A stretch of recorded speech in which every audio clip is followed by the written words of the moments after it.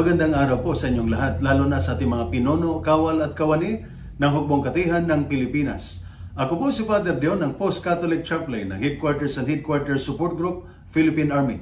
At ito po ang Salita ng Diyos, ang ating gabay.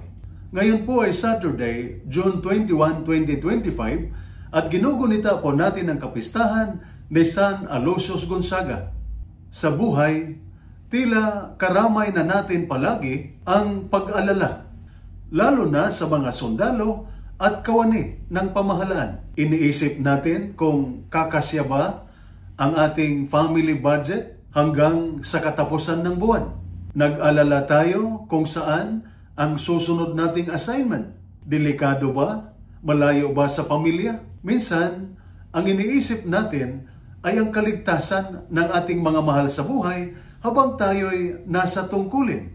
Ngunit malinaw ang sinabi ni Jesus sa ating ebanghelyo sa araw na ito. Huwag kayong mabalisa tungkol sa inyong buhay, kung ano ang inyong kakainin o iinumin. Alam ng inyong amang nasa langit ang inyong mga pangangailangan. Hindi ibig sabihin nito na pabayaan natin ang ating mga tungkulin. Ang paanyaya ni Jesus ay magtiwala na sa kabila ng ating pagsisikap, ang bunga ay nasa kamay ng Diyos. Gampanan natin ang ating tungkulin. Ngunit ang bunga at ang bukas ay ipaubayan natin sa Kanya. Tandaan natin ito. Kapag tinatanong mo, ano kaya ang mangyari bukas? Sinasagot ka ng Diyos, nandoon na ako. Kapag punong-puno ka na, huminga ka at manalangin. Panginoon, nagtitiwala ako sa iyo. Kapag pagod ka na, pakinggan mo sa Jesus. Sapat na ang mga alalahanin sa bawat araw. Halimbawa, may isang sundalong laging nag-alala kung paano mapabuti ang kinabukasan ng kanyang mga anak.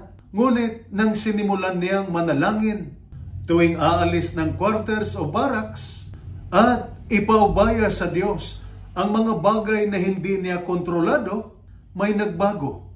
Hindi agad lumaki ang kita, ngunit lumalim ang kanyang pananalig. Sumaya ang kanyang pamilya at tumibay ang kanyang loob sa gitna ng laban sa buhay. Ngayong araw ay ginugunita rin natin ang kapistahan ni San Aloysius Gonzaga, isang batang Jesuita na namatay sa edad na 23 habang inaalagaan ang mga may sakit sa panahon ng plague. Bagamat galing sa mayamang angkan, tinalikuran niya ang marangyang buhay upang maglingkod ng may kababaang loob at pananampalataya. Paalala ni San Aloysius sa atin, ang tunay na kadakilaan ay hindi nasusukat sa tagal o haba ng buhay, kundi sa lalim ng pagtitiwala at pag-ibig. Naway tularan natin si San Aloysius na magtiwala, magmahal at maglingkod ng may busilak na puso. At ito po ang salita ng Diyos, ang ating gabay. Manalangin tayo. Panginoon, sa mga panahong ako'y balisa at takot, turuan mo akong magtiwala. Bigyan mo ako ng lakas upang gampanan ang aking mga tungkulin at pusong marunong magbigay sa iyo ng lahat ng aking kabalisahan.